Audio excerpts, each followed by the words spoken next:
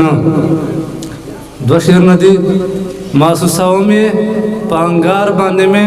پښه ایښې ده محسوسومې په انګار باندې مې پښه ایښې ده چې د خانانو په کردار باندې مې پښه ایښې ده دستا په لور چې قدم اخلمه نو ټک راکوي دستا په لور چې قدم اخلمه نو ټک راکوي د غریبۍ په تور خامار باندې مې پښه ایښې ده مننه جی چې وارثانو د نبی ته لکم غار خطره ده چې وارثانو د نبی ته لکم غار خطره ده لکه صدیق په هغه غار باندې مې پښه ایښې ده مننه جی چې وارثانو د نبی ته لکم غار خطره ده لکه صدیق په هغه غار باندې مې پښه ایښې ده اغیاره زه د ستا هارونو ته سر نه ټیټوم ځکه د ستا په هر یو هار باندې مې پښه ایښې ده مننه جی اغیاره زه د ستا هارونو ته سر نه ټیټوم ځکه د ستا په هر یو هار باندې مې پښه ایښې ده چې په کوم قبر باندې شرک کوي خلک خدای ګڼي خیام متل داسې مزار باندې مې پښه ایښې ده مختصر غزل ده ځواني دې ضایع کیږي لکه واوره دا مې واوره ځواني دې ضایع کیږي لکه واوره دا مې واوره کتره کتره بهیږي لکه واوره دا مې واوره اشنا دستا جبین له د تشبیه ضرورت نشته اشنا دستا جبین له د تشبیه ضرورت نشته بیخي داسې ځلیږي لکه واوره دا مې واوره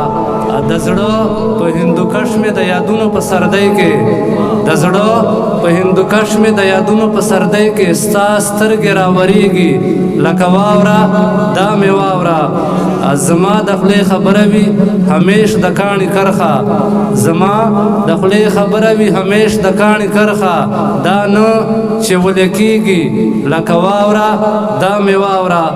انسان دی لکه واوره د فایدې وخت یې چې تېر شي انسان دی لکه واوره د فایدې وخت یې چې تېر شي په نه قیمت خرڅېږي لکه واوره دا مې واوره مننه جی خیامه چې حالات شي کله ګرم نو دا خلک خیامه چې حالات شي کله ګرم نو دا خلک نه وي او نه مندېږي لکه واوره دا مې واوره وسلم خان د غریب سړي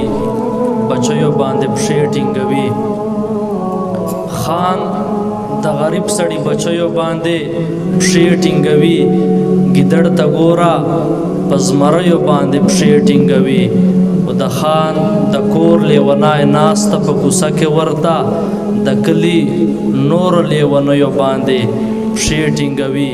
او خوار منیټر ته د خان زوی ویل چې زما بابا ته د تا بابا یو څو روپیو باندې پښې ټینګوي په کټ کې غلی ورته پروت دی دا عمرونه ستړی خیام په ستړو اسویلیو باندې پښې ټینګوي دا د موږ ګران ملګری محترم خیام بچکڼوال صاحب چې تاسو موږ ته خپل ښکلي شعرونه وړاندې